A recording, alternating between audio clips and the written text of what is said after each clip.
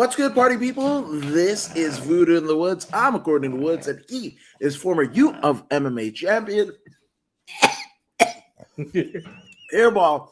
Lobo, better known as VoodooMaximus. And I got an airball. But UFC 290 is upon us. That's taking place in Las Vegas as a part of International Fight Week. Man, did you think, Voodoo, when you got the fucking first iteration of UFC, probably on VHS, right? There are very little of us that watched it live or what have you, right? Some pay-per-view providers, that was really a thing, didn't even fucking carry it, right? So like how did you consume whatever first iteration of UFC that you got your hands on? Let me tell you. My roommate Kung Fu, he's a practitioner of the martial arts, and so was I. And he had old school DVDs of Pancrase in Japan and all that good stuff. And then one day we were in the living room. We were living in the Seesaw dorms. I believe building number 2 or 3, something like that. And there was a gardener outside. He was cleaning up. Miguel Angel was his name. And he seen us through the window training. And he's like, "Hey, man, you guys do this, and that." Well, yeah, man. He said, "You know MMA?" I mean, we know about it, you know. And he goes, "Hey, man, just come to my house. There's a UFC on this weekend." And then, boom, we went to his house and we started watching the UFC. Every UFC we go to his house. And that's how I started. And we're talking 1996. Yeah, 1996 was yeah. So I missed like the first 2 or 3, but started watching from like 4, 5, 6 and on, and I've been watching since. And I mean that era, just to put it into perspective, was that like who was on top? Who's working? Like was it Dan Severn? Back then, the wrestlers were hot. Yeah, but they had no striking. Dan Severn was out there. Ken Shamrock was out there. What's that dude's name from the Smashing Machine? Mark Kerr. Hell Mark yes. Kerr was out there. But then there was the Gracies. The Gracies were a problem. They had that gi, and that gi was a weapon that Hoist utilized successfully to defeat all these giant dudes.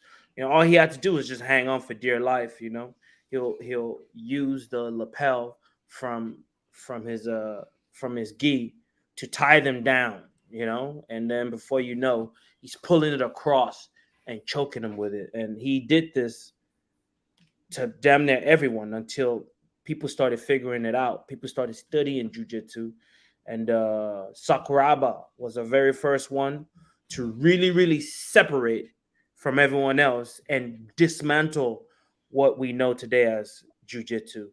The dominance of jiu-jitsu was over when Sakuraba stepped in the game. And see, Sakuraba was a trained wrestler. He was a what's that thing that catch wrestler?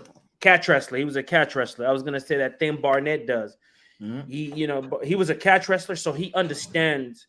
And jiu-jitsu comes from Japan, so he understands the fundamentals of a rear naked choke, a submission. So what he did was, with his wrestling, he negated all of Hoist's attacks, and he used his gi as a weapon against Hoist himself. And what he was doing was he was grabbing him by the gi and pulling him upside down and boinking his head on the floor. He was thumping his head on the floor. He kept clowning him. And back then, these matches, the first round would be like 30 minutes. And then the ones after that would be like 10 and 5 and something like that. And, the fight went on for a long time, and Sakuraba clowned. And because he beat Hoist, they sent in the next Gracie. And that Gracie got clowned. Kimura became very famous to me. I took very good notice of the Kimura because of Sakuraba, the way he was. What's that guy from New York? The Gracie from Henzo. He broke Henzo's arm with the Kimura. That's the first time I ever saw an arm break with the Kimura. He went through. He beat Hoyler. He beat all these dudes. He beat all the Gracies until he got old, and then they sent some Gracie out. But I think it was Hoist in Bellator. They sent Hoist to get his lick back or whatever. Oh, it was one of the kids, bro. Yeah, I think can't remember Hoist fought him too. Hoist did, but I mean, like they had to have a whole nother generation of Gracie. Yeah, before they, like generation. That's even worse than like what Team Alpha Male against Dominic Cruz, right?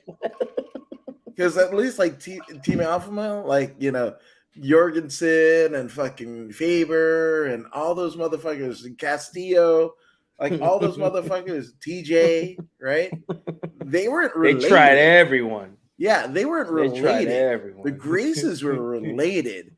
Like they had to, like the fucking kid was watching the fucking dad and uncles get the fucking shit beat out of them with the shit that they supposed to know better than everyone. The young goddamn promotion, and then they were like, I will avenge my father. Fucking hey. Jesus. I mean, Sakuraba's great. IQ wrestler. Sakuraba's the man. Hell yes, man. And hey, didn't the UFC give him a Hall of Fame? Yeah. He's so bad that the did he even fight in the UFC?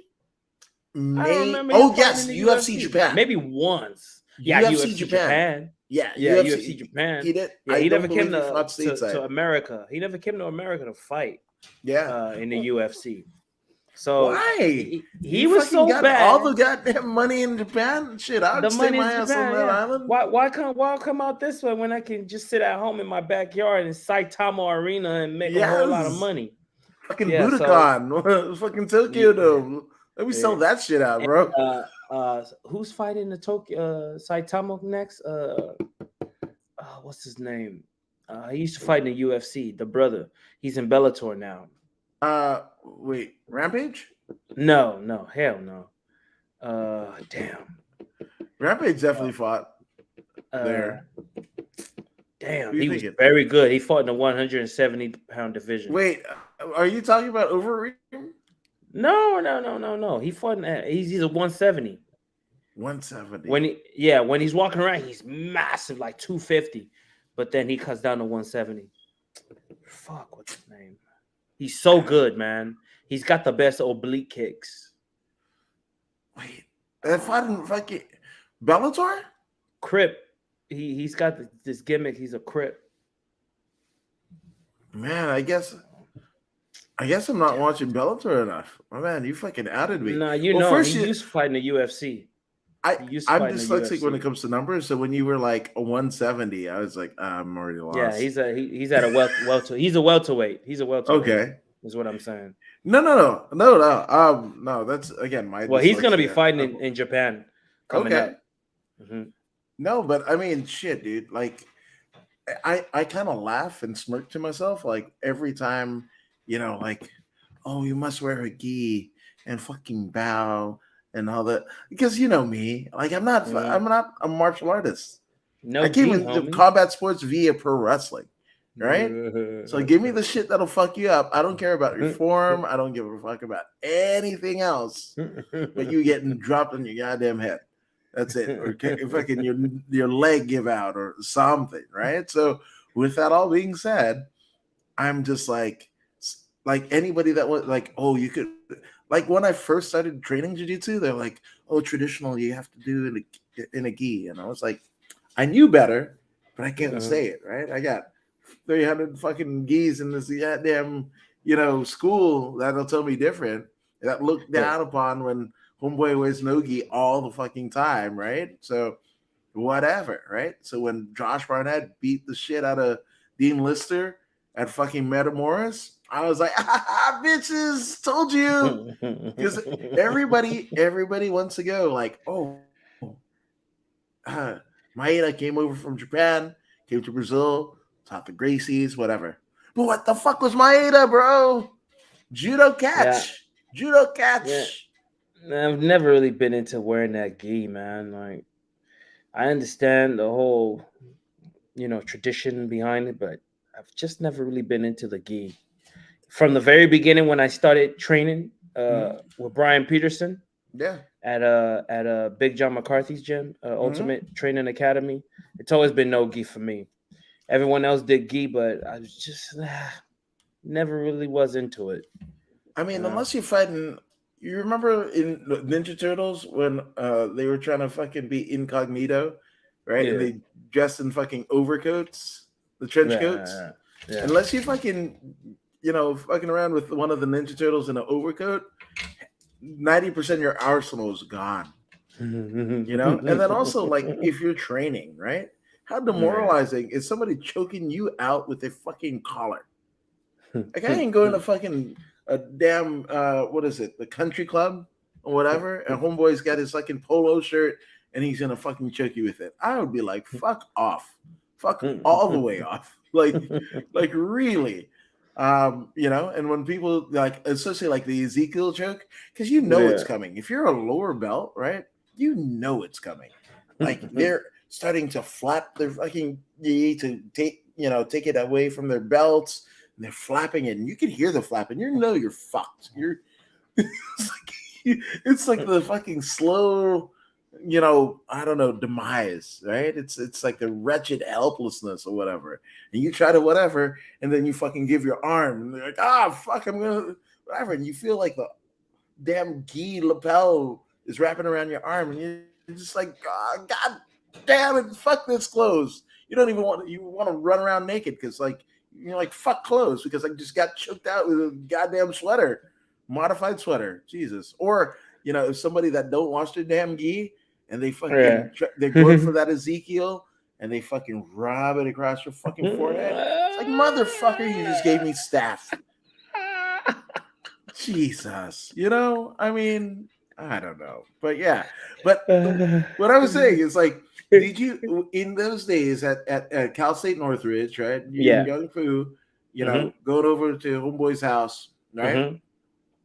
Did you imagine there was going to be like almost 300 of these, and let alone not just that, but how many countless fight nights, how many fucking on Fuel, on FS1, on this, on that, ESPN Plus, UFC on ABC. It's wild. It has been wild, man. It's been an amazing journey.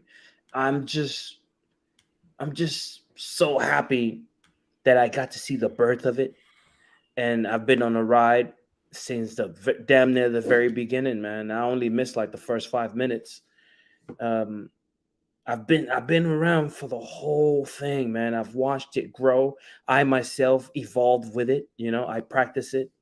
It has become the new martial art on a block. And this is what Bruce Lee's been talking about all these years, some 40, 50 years, ago when he was around. This is exactly what he was talking about.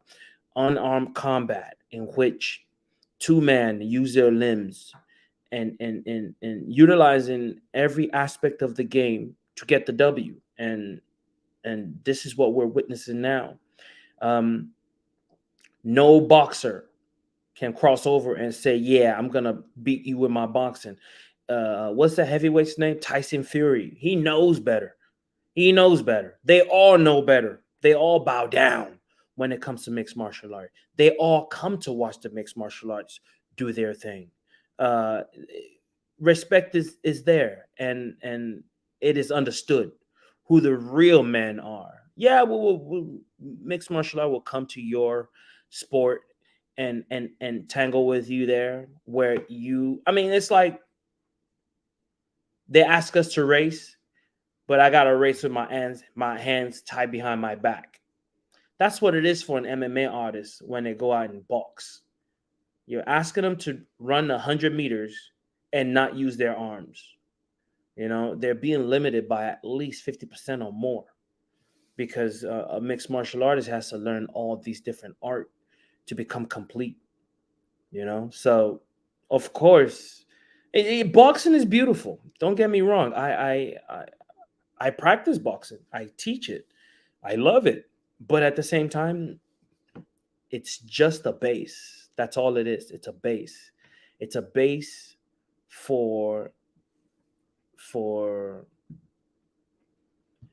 it's a striking base. You know, when your hands are really good, when the boxing is really good, then it opens up all the beautiful kicks that we like to throw so much. Then it opens up the takedowns that we like so much. That's why jiu-jitsu folks, it's hard for them to get a takedown without pulling guard. You know, they don't have any hands. You know, but if the hands is there, the eyes will be occupied by what's coming towards the face, and then the shot can be taken effectively. And you know, things of that nature. I like things of that nature. I mean, Things of that's that that's nature, the nature that I feel like I'm like somebody was like, "Do you go camping on your free time?" I was like, "Fuck no, I watch fights. That's all I do, That's man. that's that's what I do. I watch Hey, man, fights. I watch wrestling. That's it." once mixed martial art entered the game, I don't watch football anymore. I don't watch basketball. All those are a waste of my time. Like, what am I watching football for? The only reason I entertain football is because my kids play football. Outside of that, who gives a damn about football? Uh, uh, Football players come to watch the mixed martial artists do their thing, not the other way around. Basketball players, soccer players, all these mega stars, they all come to see the real artists do their job. And it is what it is.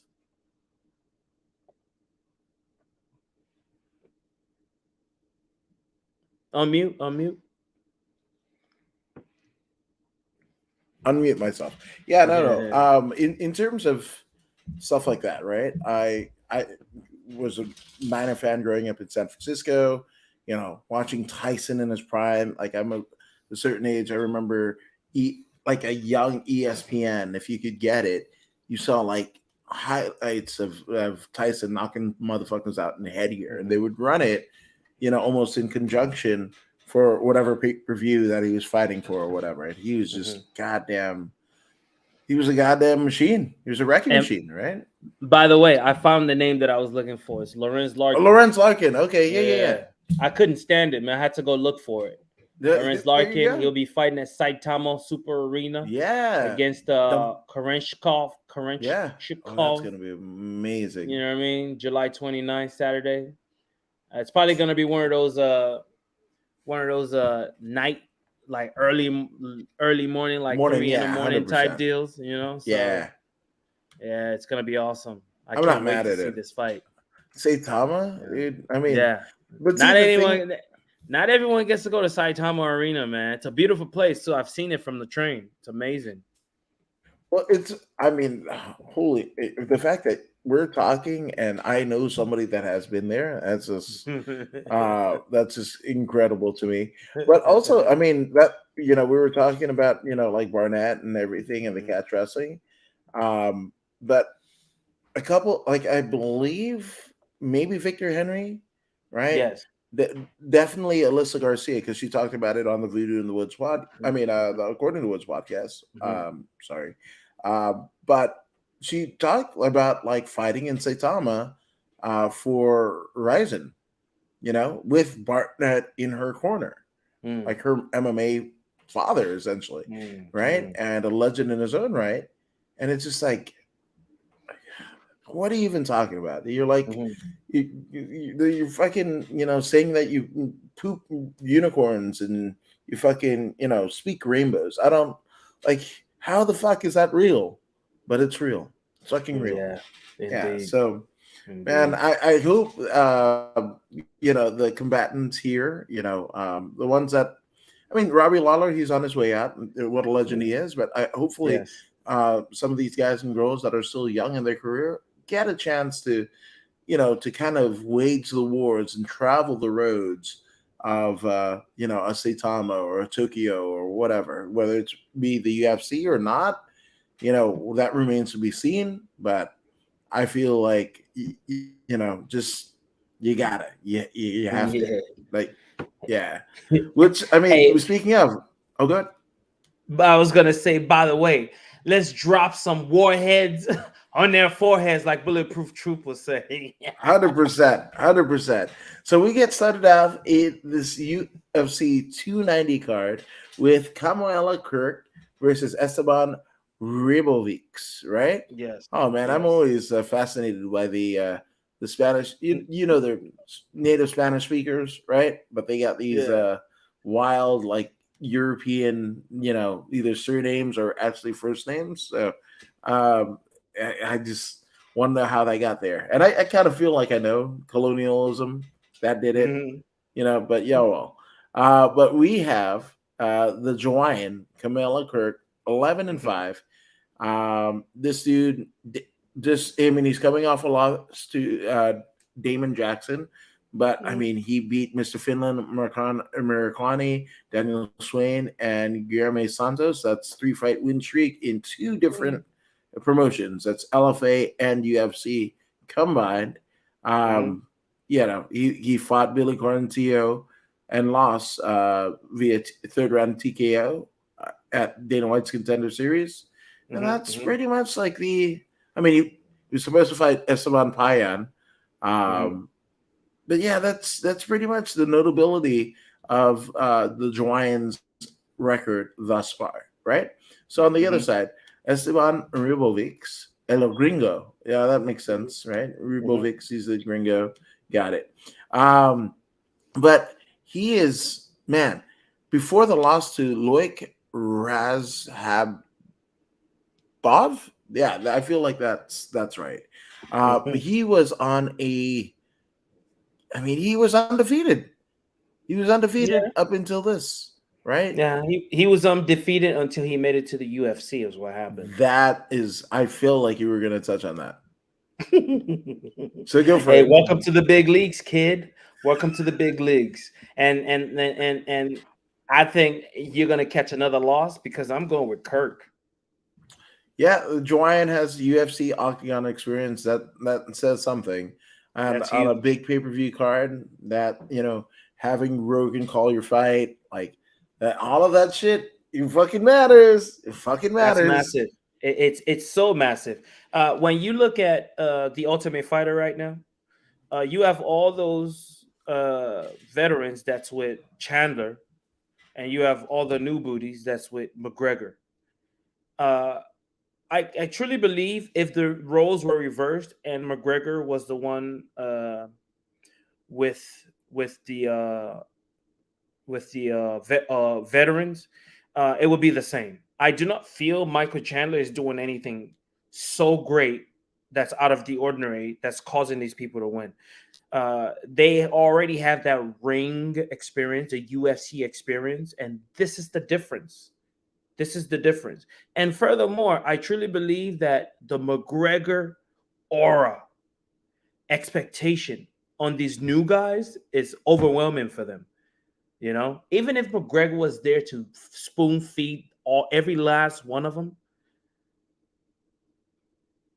the same thing will still happen. The same thing will still happen. They will all still lose like they're losing right now. And that's just the bottom line. So, ring experience is a real thing. To be in that arena, to be under the lights, all those thousands and thousands of UFC fans yelling, Dana White sitting right there ringside, that stress is real. And Kirk has already experienced it. This other fella, I just don't think he's ready. I think he's going to take another loss. Maybe after this, he might put it together. But Kirk is gonna do what he has to do. I'll give Kirk a split decision, no problem. Even a split to a stop.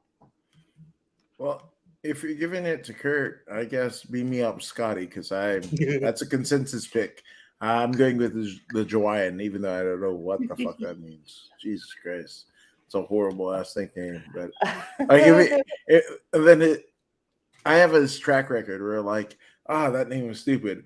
Well, actually, it's from like my great grandfather who has died, and I feel like an asshole. But like, like if you're gonna be a household name, right? The Rock. Yeah. Imagine like they shit the fuck all over. What is it? Rocky Maivia, right? They Right, shit right, all over Flex Kavana, right? The Rock. right. That's it. 2 words, and one of them is only 3 letters. The Rock. There was a Rock before Don Morocco. Nobody gave a fuck about him. Nope, nobody. Once this Rock came. So I'm just saying, there's something to that. But speaking of things that are something too, we got a international. I mean, it is International Fight Week for the UFC, but we have the Mexican Jesus Aguilar 8-2 record against the Australian 13-7 Shannon Ross. Let's look at the perceivably younger Jesus Aguilar. Right, he kind of looks like a young gun there, but he's pretty much what in UWC, which is a Mexican-based promotion for the most part. They put on great shows. I love the belts, and I mean, before they got on UFC Fight Pass, they were really utilizing like Facebook Watch, which you remember, I used to do a show on Facebook that with the newly retired Marcos El Matador Bonilla called Two Guys on Phone. Yes. Definitely. And most people were like, fuck, what are you doing? You got to go on YouTube. There's no money in Facebook. And, UWC was promoting all their shit on Facebook. So shout out to UWC in Mexico. But again, Aguilar, UWC veteran, Combate Global veteran, and then came up to the UFC. Basically got the Dana White Contender Series finish with a guillotine choke over Erison Fiera, right? But then he fought Tatsuro Taira and lost via triangle armbar. So, I mean, it was a combination submission. That's pretty fucked, right? Now, on the other side, we have none other than Shannon Ross, right? And I believe he's from Australia, but he calls himself the Turkish Delight. He's probably, like first generation, if that, right? But I mean, he's been in the octagon twice already. Once via Dana White Contender Series, where he gets TKO'd by Vinicius Saldivar, and then Clayton Rodriguez basically TKOs him in the very first round, right? Yeah. Of their fight on the undercard of the Islam Makhachev Alexander Volkanovski fight, right? So there we go. Yeah. So I feel much like how you said that octagon experience, even though both have them and both have lost, I still feel like Shannon Ross is it. Yes, and he desperately needs a win, because that's two. He's 0-2 right now in the UFC. Even though the first one was a contender, he's 0-2. He desperately needs a win. I don't know if he's gonna be able to pull this one off, man. That's a lot of pressure. I think I'm gonna split you here, man. Let me split you 50-50 here. That works. And not because Jesse Aguilar is like special. I just think Shannon will have so much pressure on him that he'll shoot himself in the foot. Yeah. Ooh. I mean, we just got out of the July 4th holiday, and if you knew somebody that has all of their limbs after the July 4th, either you did it right or you did it wrong. I feel like it's an American custom, right? It's just like if you live in Southern California when it's rainy season, Malibu and Palisades just loses a palatial estate, right? So I feel like somewhere in America, somebody woke up on July 4th with like 10 fingers, 10 toes, and then you went to sleep with like 8 of each. Hey man, hey, let me jump into the next one, the third one. I'm not giving a damn about a South African right now, man. I'm going Terrence Mitchell. I don't give a damn if Cameron, whatever his name is 8-0. He's affiliated with that Dukrakis fella, Duplessis, Drakis. I don't give a damn. I'm going with the opponent, Terrence Mitchell, straight up. Yeah, Druckus the Pluckus, right? Yeah, whatever his name is. The South African, kind of contingent, right? The wannabe Africans. Yo, yeah.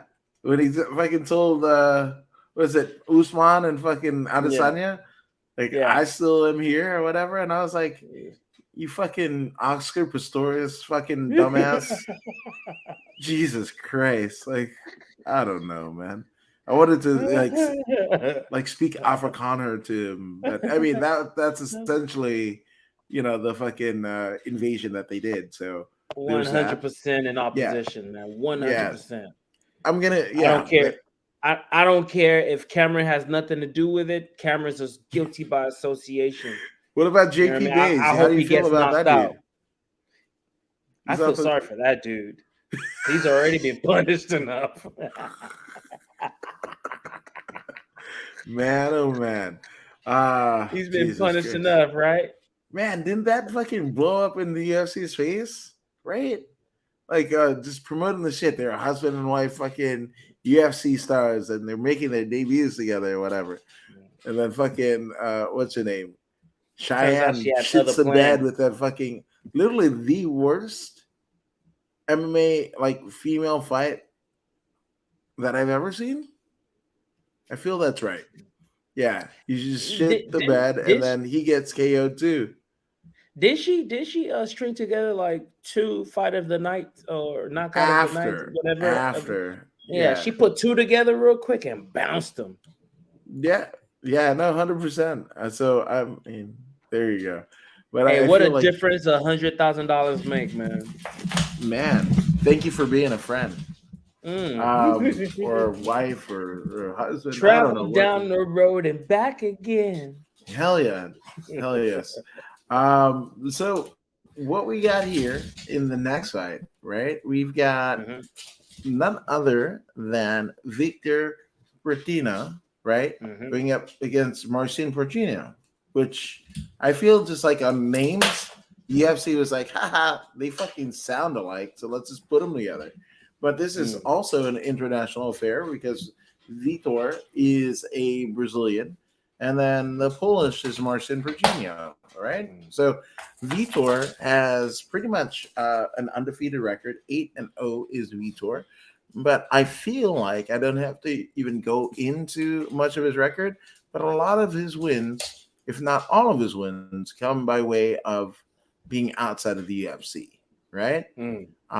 His first kind of dalliance, right, in the UFC is essentially Dana White's Contender Series, where he basically TKOs Rodolfo Bellato, right? Does that, and then Anton Turkaish. I feel like that's a name that Borat would say. Yeah, but Anton Turkaish. Yeah, there you go. There you go. And never mind. I love Borat too much, and a lot of the things shouldn't be said, so I'm gonna not say it. I'm gonna leave it alone. Yeah, 100%. But I feel like so there obviously Vitor, right? Yes. But then we've seen Marcin Portinho. Like we've picked him to win a lot of the fights, especially during the lockdown era of of UFC, right? This is a guy who's been everywhere, like international waters, won championship, beat Khalil Rountree, Hurricane Villanueva, William Knight, the fucking Night Train. He's been in there with Slomak Rodriguez, Magomed Ankalaev, Sam Alvey. Yeah, I got fucking Marcin. I got the Polish power here. Not Ivan Putski, but Marcin Portinho. Yeah, I think I'm with you, man. That karate base means he's got very good footwork and movement. That's what karate brings to the table. All your fundamental martial arts, karate, taekwondo, kyokushin, all that good stuff. They all come with excellent footwork and movement. And Marcin, he's got that. Not only does he have that, he's got more experience. Though his opponent is 8-0, he hasn't been at the big boys table for long. I mean, he's fought in Brazil, but at the big boys table, this is new to him. He's only got one fight. Now he's in a pay-per-view. I got to go with the karate guy. I got to go with the Polish fella, Porcinho, or whatever his name is. Yeah. Martin Pinocchio. That's the guy. You know that guy. The Marcin. Polish power. Ivan Yeah. Putski, Martin Pinocchio. There we go. That's a Mhm. consensus pick.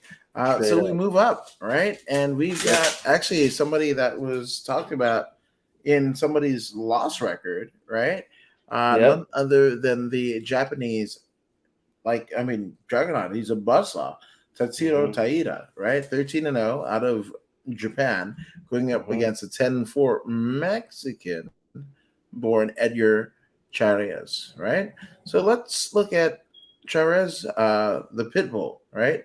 And as we are well into the phase of, like the Mexican overtaking of the UFC, right? The dominance that had never been about. I mean, literally, when we started this show, right? We were like, oh man, Mexicans obviously, fighting culture, boxing is preeminent. You Mhm. go, you know, root for the wrong team, Mhm. in a football match, right?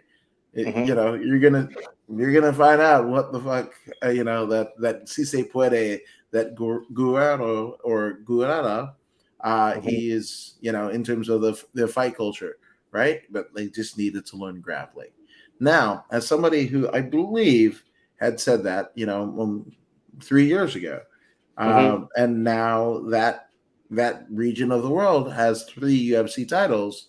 One of them coming and emanating from Entram Gym, where Edgar Chairez comes from. Do you Mhm. feel like you were prophesizing those 3 years ago? Mhm. Mhm. Indeed, indeed, indeed. Hey, this kid, Tide, he's very interesting. Um, there's a balance to him. There's a balance to him.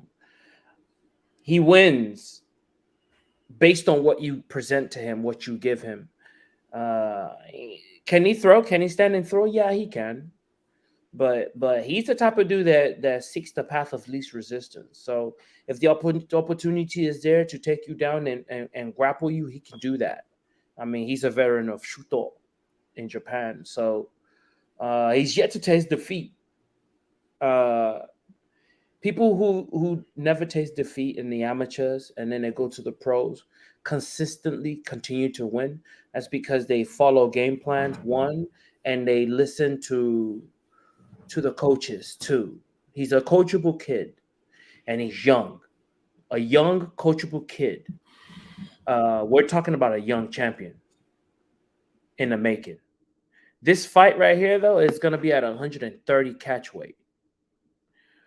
I don't know what that means, but I'm still going with the undefeated Taira, Tatsuro Taira. I'm going with him to beat Edgar, whatever his name is. That's so Because many. That's so many. and then I got a problem with I'm not into the Pitbull name anymore. Yeah, Yeah, I'm you've over the had too Pitbull many. name. There's too many Pitbulls, man. Like, I I mean, mean, not as much as there are beasts. If I had $1 for every beast in MMA that has ever been since the beginning, and you could even try, go back to the NHB no holds barred, ways of things, right? If I had $1 for every pit bull that was there, I'd have a shit full of nickels. Hell yes, hell yes. you can There you open go. up a mortgage with all them pit bulls, I man. don't know. I wouldn't say a mortgage, but I'll definitely put the down payment on a tiny house. That's what I'm saying. Yeah. So Oh, be like little rascals. Like, you here's what I know, got. And they're man. like, oh, you got a piece of wood. There you go. You Fucking you Norm from certainly done Tree. with Tidal, right? Yeah, yeah, Tyler. That's it, man. Like, I feel Tatsura. like, just, you got the fighting culture of the Mexicans versus the fucking samurai bushido of Japan, right? And we were just talking about the greatness of Japan, especially in the pantheons of, and the annals of current day MMA and previous Yeah. decades, or I would say generations of MMA. Hmm. So, you know, you know, that well-established game plan. Well, that's being a Japanese fighter. You know, that's, you know, the Kid Yamamoto style. Like, think of, you know, that's the Sakuraba. These are literally the grandchildren of those legends, right? So Taira knows what the fuck to do. So that's why I'm going with him. Yeah. So I guess we go into the 205 division. We have 12-3-1 Australian Jimmy Crute going up against Alonzo Menafield, 13-3-1. Now let's look at the Australian here. The Australian with his Tapology pages. I mean, he's got gals in bondage, and he's wearing a big old fucking medallion. I mean, why not? Why the fuck not, man? It's your, I mean, Mr. fucking Finland, Marijuani, man. That dude's fucking Tapology fucking picture is probably the best, right? But yeah, that's another story for another day. But in terms of Jimmy Crute, he has been in there with Michael Omalenchek, Modestus Bukakis, or Modelo Bukaki, as I like to say, Smiling Sam Alvey, the Bear Juke, Paul Craig, you know, Du Han Kim. There's some names here, folks. On the other side of it, we've got Alonzo, Team Menafield, where I think it was his fight. I can't remember who he was fighting at the ViStar Arena in Jacksonville, right? Right when lockdowns happened, and it was like that first fucking fight. And the way that he and his opponent of that night, I feel like it's William Knight, but I could be wrong. But whoever that was that he was facing, right? Maybe it was OSP, right? Like, that could be it, right? But whoever he was facing that night, that was the one where you realize, because this is an arena, right? This is an arena where it should be 17,000 people, but there's nobody. There's absolutely nobody in there. And when Menafield threw something and connected, the reverberations, I felt it on TV. Rogan talks about being there and being so wild. Yeah. So, yeah, man, like, Alonzo's deadly, man. So I feel like I'm going with Atomic. Before you choose, remember, this is the second fight. The first match that they had was a majority draw. Yeah.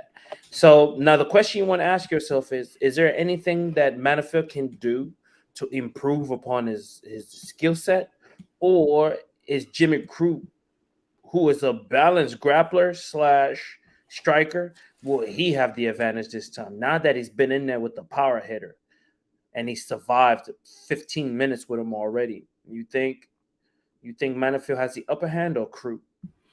I think if you get what is that thing? I'm not too the equalizer. No, what is that thing that Thanos has?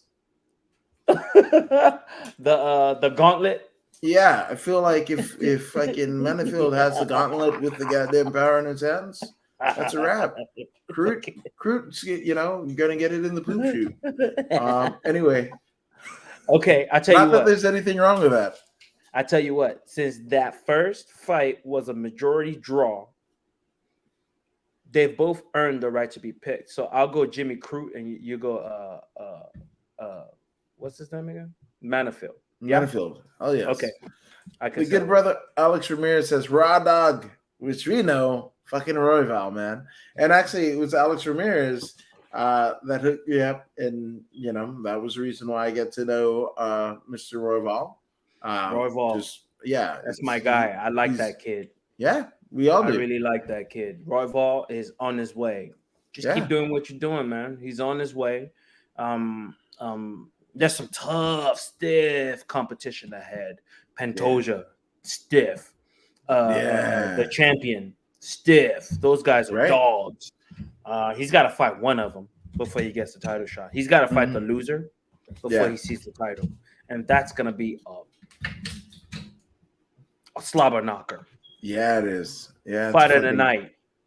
barn burner fighter tonight, because Yeah, you know how Raw Dog gets down, man. He doesn't fight lightly, you know. He just goes in and he throws a house at you. You know that's what I'm at Mark saying? Montoya. That Straight up.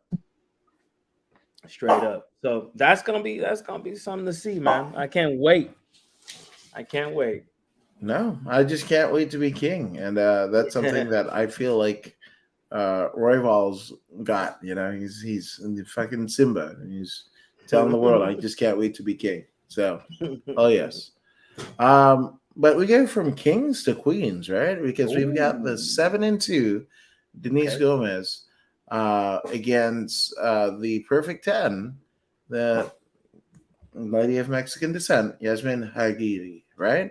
So let's go with Gomez, because I'm a little bit more versed in terms of Jasmine's acumen, right? But I mean, this is somebody who is an Invicta veteran. You know how I love those, right? In her UFC official debut, because she basically beat via unanimous decision Raylene Dos Santos, right? Wonder if they're related to Junior, but that's another story for another day. But her main kind of roster UFC fight is UFC Fight Night, where she loses to Loma Look Look, Bunmi, bone me. right? Yeah, man. And I think that's more of a command than an actual last name, but that's just me. And then she KOs Bruno Brazil, like literally, like where like her country name is, right? Her opponent of that night had the surname of your entire country, and you're like, fuck off. I need Go this. to sleep. And go to sleep. Fucking go to sleep. That's it. So I mean that's a bit of savagery, but in terms of Yasmin, let's go. She's a Combate Global or slash America's veteran, right? A UWC veteran as well, and that's pretty much it, right? So, and crazy enough, wow, holy shit, she fought on Fearless 4, right? Which is so shout out to both Harvey Castanello, who you and I was able to get reunited with, right? All at the same time. That's right. And Libby Canella, who will actually be hosting Valkyrie fighting down in San Diego at the San Diego Harley Davidson, literally the 15th of this month. That would be Saturday night, right? But Valkyrie and a former incarnation was Fearless. So the fact that, I mean, an all-female amateur promotion that pitted female fighters from the U.S. against female fighters from Mexico, and one has made it to the UFC. I mean, shit me. That's brilliant. That's absolutely. I love hearing that. I love knowing that. Because if you're fighting at Valkyrie, I mean, next Saturday, you could have a similar path as Yasmin. So I just love that. Hell yes. Yeah, and I'm picking Yasmin, by the way, just because Same. she one, she's flawless in being victorious. Two, she has experience in the UFC already, having won twice already. And three, she knows how to mix things up completely. She's a complete fighter. She's not just a boxer, but she can kickbox. She's not just a kickboxer; she can grapple. She takes the fight where it needs to go, and this is why she is my pick for today. You're right. You're absolutely right. She's got the skills that pays the bills, and she's also Mad marketable. skills. Oh yeah. She's also marketable. So Appealing she to the checks all eye. the and I mean, I don't know about recently, but her English isn't great, right? But just like Amanda Nunes, right? There's a likability factor of Amanda Nunes, Gilbert Burns, right? They just have this like kind of like, I don't know, even though they weren't born in America or aren't American, American or whatever, but they're as American as apple pie. Like just likable, hard work, determination. That fucking pull yourself by the bootstraps type shit. Not mad Whatever. at it. Not Yeah, mad man. at it. They do it. So shout out to Yasmin. And that's a consensus pick. Fuck yeah. That's right. So we're moving up. And we have in the hey, I'm gonna cut you off, man. We don't need to go any further, man, than Jack Really? Del Magdalena. Who's the other guy? Who's that guy? Joshua? Who is he? Isn't he related to he's a muscle hamster. Which is probably the greatest fight nickname since fucking the muscle shark, Sean Shark. Don't even fucking make sense, but it makes sense. This guy is about to have his ass handed to him. He just doesn't know it yet. This is his first fight in the UFC, and he's getting Jack Della Magdalena. Yeah, that's pretty fucked. They did him wrong, man. They did him wrong. Actually, Della Magdalena isn't he a filling fight? Yeah, he was supposed to fight Sean Brady. That's what it was. That's why. I'm like, man, why did you do that to this guy, man? The skill level is it's. Hey, you know what? I'm not mad at it because you remember fucking what was it? The Brazilian champion. And he was supposed to face TJ. Which weight class? Bantamweight. God. Yeah. The one that got mopped up. But TJ Henan Barao. Henan Barao. I was like, I got his figure TJ was already established, man. But even still, so Barao, was a former champion. He's the one who got beat. This was a rematch and everything like that. He fucked up weight, and then basically Joe Soto, shout out to Bad Mofo Joe, literally the fucking first fight in the card was supposed to be, and he's fighting for the world title. So all the whatever, like miracles can fucking happen, and I'm with it. So like, not on this day. Not on this day. No, I'm still picking Jack Della Magdalena. No joke. But if you're like, so you're telling me there's a chance? There's a motherfucking. Have you seen his nose, bro? Have you seen Jack's nose? His nose look like this. I love it. Fuck yeah. I mean, Della Magdalena. He hasn't fixed it. He's yet to fix it. 100%. It's all twisted. Yeah, he's like, this shit was given to me by Izzy. Fuck it. We're doing it. Yeah. Look at his nose in the picture. Look at his nose. It's all fucked. I agree with you 100%. That dude's a killer, bro. 100%. But speaking of killing, man, it looks like the young-ish is coming to cannibalize the old, right? Because we have the hybrid Nico Price going up against former UFC Strikeforce. What else hasn't fucking Ruthless Robbie Lawler had? The fucking shit with him and Rory McDonald, which I have immortalized, like at least the Rory McDonald portion of it with fucking Plastic Cell. I've showed you this, right? The figure of Robbie Lawler from that. I mean, not Robbie Lawler, but Red King. What's his name? God damn it. You know what I'm talking about. McDonald. Yes. Rory. Yes. Robbie Rory. That's what was going on in my head. 2 R's and it sounds the same. But yeah. So, I mean, they're essentially sending Nico Price in to fucking kill Robbie Lawler. I don't want that to happen. Allegedly. Yeah, allegedly. Supposedly. Nobody's trying to get sued. But also, Nico Price hasn't had the greatest record of, fucking facing legends or bigger names, right? Because who could forget? Nico Price only has one thing, brother, and that's cardio. That's it. He doesn't have skill. He's got a lot of cardio. Yeah, 100%. That's it.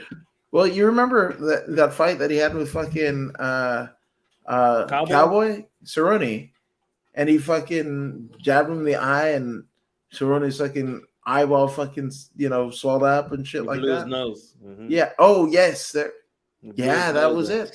Yeah, that was it. Yeah. So I don't know. Like, shout out to Nico Price for doing whatever Nico Price does, but I want Robbie Lawler to be like fucking. I want Robbie too, man. Yeah, Vern Gagne, just retire as like champion of the world or some shit. Yeah, he sure deserves it. He's been in the game since he had hair and boots. He's been in the game since the 90s, man. He's been fighting in the UFC since the 90s. Hey, me and Kung Fu used to watch Robbie Lawler. We watched Robbie Lawler fight Nick Diaz at Miguel Angel's house. You know what I'm saying? The gardener I was telling you about, we watched that fight at Miguel's house. Oh, that's history. That's fucking. You were just speaking about it too. I was still in college when he was fighting. Yeah, I feel that's not too long ago. I could have been a few years ago. Yeah. 20. Like I still, all these years that I've known you, whatever, I still don't know your age. But do I need to? Fuck no. You're 27 and a half to me. Still, always, 100%. Although I might have some camo papers that say otherwise.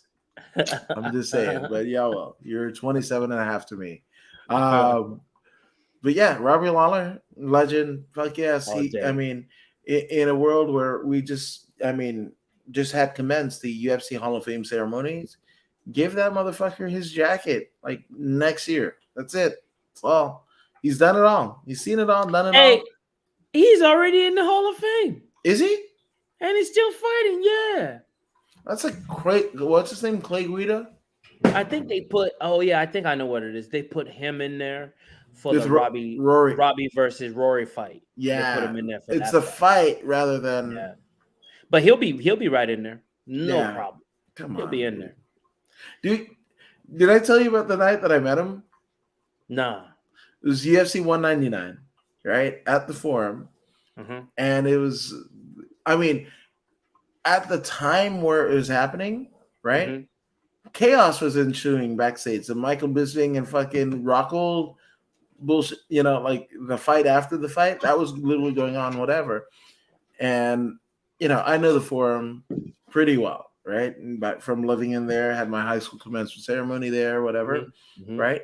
So I know, that back way on fucking, I believe it's Pinkay or whatever the fuck, where it's the tunnel where everybody drives in and shit like that. That's where you go, right? So I was like, I'm going to see people, whatever. And literally the two people that walk out, it gave me like Saitama vibes and shit, like coming up the fucking Sentinel. And it's Matt Hughes and fucking Robbie Lawler. Crazy. The past and at the time he was still champ, right? And so the past and present of that 170 division literally come up, and these drunkards are like, "Hey, can I get a picture?" Yeah. It sounded a little bit of like Terry Funk. Terry Funk's in my mind. Kind of sound like Terry Funk, but they like grab both Hughes, and this is Hughes before the accident and shit like that, right? Grab them and like, you want to take a picture? And I'm like, man, do you know, I would have rather play it on the 405 naked with a fucking piece of tinfoil in lightning than fucking try and grab fucking Robbie Lawler or Matt Hughes, but these fuckheads did, Yeah, and I got my picture with both of them. They're absolutely brilliant. So fucking Robbie Lawler all the way. And fucking yes, hell yes. Actually, that's Yasin Bey. It's not Mos Def anymore, sir. Jesus. There you go. So we're moving up in the main card, right? We have Valentin Woodburn, the Jamaican sensation, right? That's not his nickname. That felt right. The Jamaican sensation. He's the animal. Okay. Jamaican sensation was way better. Right, we can pretty much ascertain this, but yes, the animal is going up against none other than Bo Nickel, like the Bojangles. He is a wrestling fucking machine, man. This is the UFC's Kurt Angle, at least in their minds. It is. We'll see how it works out, because everybody's got a plan until they're punched in the face, as Mike Tyson. I hope this turns out to be Kimbo Slice versus Pellegrino. or whatever.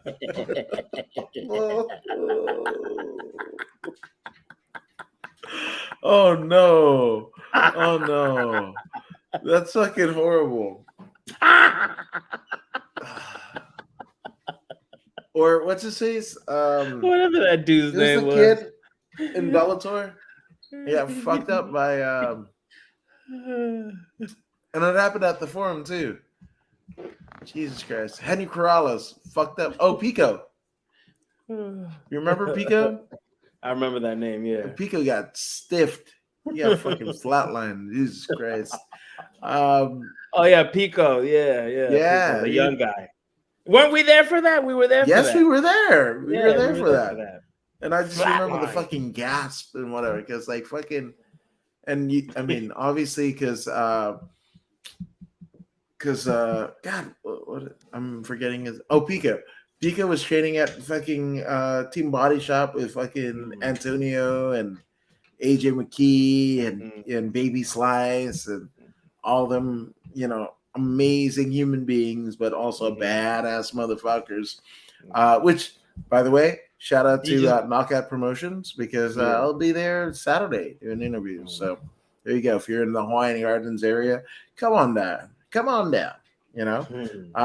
But with that all being said, man, like Pico, oh man, it'd be amazing if fucking Bo Nickel has the career of like maybe a Chuck Liddell or fucking Justin Gaethje, where he knows knows all of the wrestling, but he's like, he chooses CTE. He's like, fuck it, I'm gonna stand and bang. He's like Julian Lane, let me bang, bro. Let me bang. I don't think he's that foolish.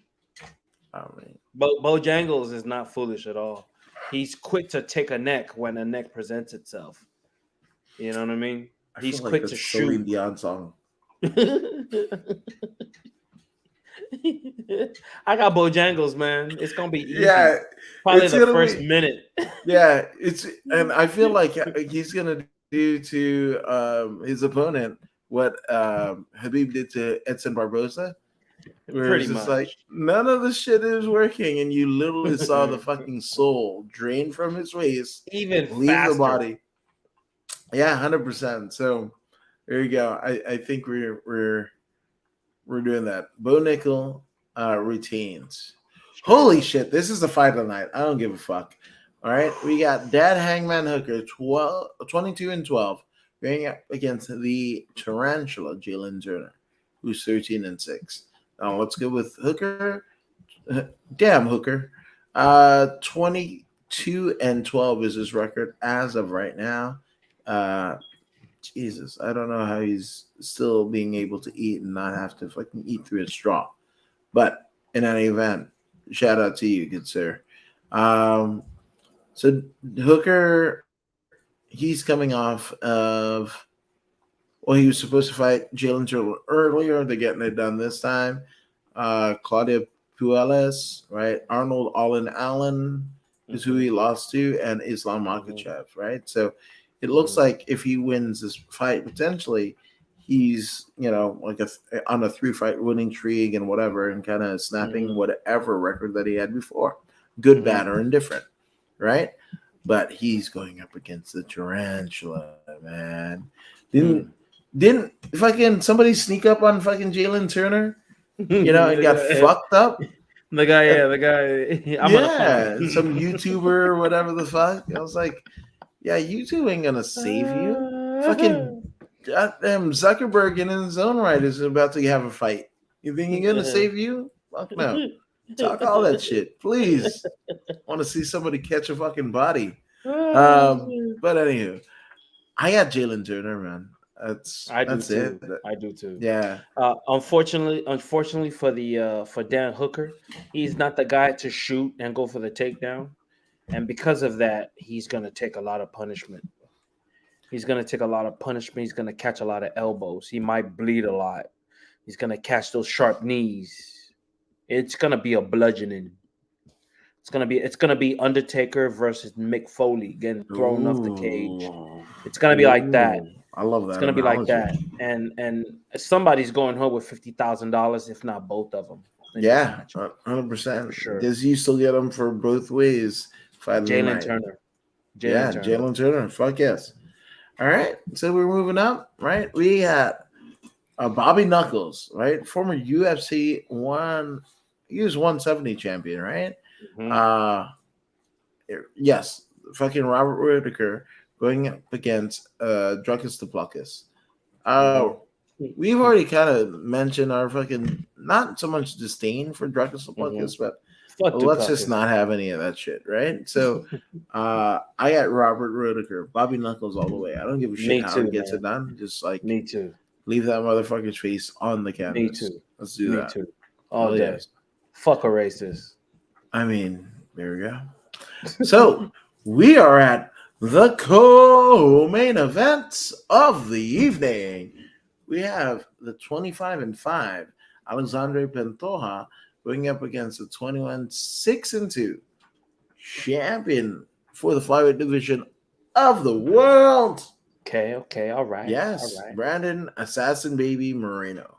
Mm-hmm. I'm interested. I mean, I got nothing to say on it. This is where I sit back and be a fan. But Mm-hmm. for you, I want to see your take. Well, so one thing that they all have in common is Davison Figueiredo. Davison Figueiredo was able to beat Brandon Moreno. Brandon Moreno has yet to beat uh what's this guy's name again? Pantoja. Figgy. Oh, Yeah, Pantoja? Pantoja. But Figueiredo was able to beat Pantoja. You know what I mean? They always say the trifecta. You know, I had that situation as well. I lost to Julio Lopez, but Julio Lopez lost to Antonio Lopez, but I beat Antonio Lopez. You know what I'm saying? So I think that's what we have going on here. Furthermore, Pantoja has 2 wins over Brandon Moreno, but I've noticed actually, you know, Brandon Moreno has always punched really well. He's always had great boxing, but Yeah. So in terms it's a of tough one. It's a tough one. yeah, But no, I'm going 100%. Pantoja because he has 2 wins over Moreno already. Yeah, I mean, the, I hate to be the first one, right, to lose, right? Because there's 3 Mexican-born champions, and you know the fucking empire is gonna fall, right? But like, not too long after you got the title in the first place, you know, and you're the first of 3, right, to kind of fuck it up. That's a Well, dubious fucking distinction. it ain't because he didn't try. He's just gonna get his ass whooped Yeah, by a better 100%. man. Yeah. It's the nature of the game. It is the nature, man. Use 2 sticks to make it into nature is what the fucking chili pepper said. So Yeah. here you go. But you know what I say? We are at the main event of the evening. None other than, I mean, this is the unification title bout, right? Yeah. Yair Pantera Rodriguez. I almost said Rodriguez, but it's Rodriguez. 15-3 going up against the 25-2 Alexander the Great Volkanovski. This is another one. I don't know what the fuck is gonna happen. Because Volk can get it done in the ring. Yair is one of the most expressive martial artists I've ever seen. Yes, he's a complete striker. 100%. So I mean, I also don't want to. I don't. So as far as fucking Volk goes, right? I wanted to hate him so bad, right? With the shit with Holloway and whatever. But You can't. no, there was somebody who he faced. Oh, Jan, wasn't it? No, that's Who? 135. There was somebody Volk fucking fought, and He fought the Russian. yeah, and I was like, oh no, Volk he's a motherfucker. Well, he So beat Brian Ortega. He got out of that rear yes, naked choke from Brian Ortega. mm-hmm. You know what I mean? Yeah. The thing about that dude is, though he lacks mic skill, he's terrible on the mic. He does put in his efforts, though he sucks. He puts in the effort, so I got to give him that. You know what I mean? Two, he goes out there and he puts the fight on the line, man. He does his homework, he studies really well, and he brings it. He talks weird, but he backs up his weirdness with his actions in the ring. And because of that, I was forced to respect him. It doesn't even matter if I don't like him. I gotta respect his game, and his game is bulletproof. His game is bulletproof, man. He's a good fighter. He's earned my respect. I can't bet against him, not in this match. Yair Rodriguez is the style of Yair Rodriguez striking is the future of MMA. That's the future. This is free flow. This is free flow in regards to striking. His jiu-jitsu is almost there. His wrestling is almost to the point of free flow. Right now, he's in flow state in regards to jiu-jitsu and wrestling. Right? But in regards to striking with his hands and feet, he's in free flow, the highest level. And he's with the 1%ers when it comes to striking, because he's able to pull off stuff that your average Joe can't. When he throws his kicks, he snaps his kicks. He just doesn't throw his kick. He snaps them. When you pay attention, 95% of MMA fighters don't know how to kick. They kick, but they don't know how to kick. Yair can kick. Cowboy Cerrone can kick. Very few guys can kick. The Russians, they kick well. They kick really well, the Russians. The Japanese kick really well. But it's very few of them compared to the grand scale of things. Most Americans can't kick. I'll say the best American kicker will be Wonder Boy Thompson. He's the best American kicker in the UFC. So Yair, Volkanovski, though he isn't in free flow, he's mastered flow state so well that he's almost there with the likes of Khabib when it comes to outlier. Khabib himself cannot reach free flow because he doesn't have the ability. He's so dominant in one thing that he's unable to transition to other things to beat people. So he ends up just taking them down and choking them out. That's a very dominant flow state, which is great. Nothing wrong with flow state. Most people can reach flow state, right? It just so happens that Khabib and Volk, they reach flow state at the highest level, the highest of highest. But very few can reach free flow. Right now, at the top of the scale of free flow, there's only one person that sits there, and that's John Jones. He's the only one that sits comfortably, having mastered all aspects of fighting flawlessly. So when we come back to this match here, I got to go with Volk, man. I got to go with Volk. It will be disrespectful of me to pick Yair. Yair's going to have to go out there and really show me something. Yair lost to Max Holloway. He lost to Max Holloway. And we saw what Volkanovski did to Max Holloway. He didn't just beat him. He took his belt and he beat him 3 times in a row. It is what it is. I can't pick against him. Not right now. No, same. I got Volk, but shout out to Yair Rodriguez's coaches and shit like that. Yeah. The fucking no. Did you see the fucking belt? The leather? Yeah, I saw it. Yeah. I think they're doing mushrooms. Yeah, I no disrespect. LGBT came to mind when I saw it. I thought it was that's what came to my mind. I thought it was like ayahuasca trip. Yeah.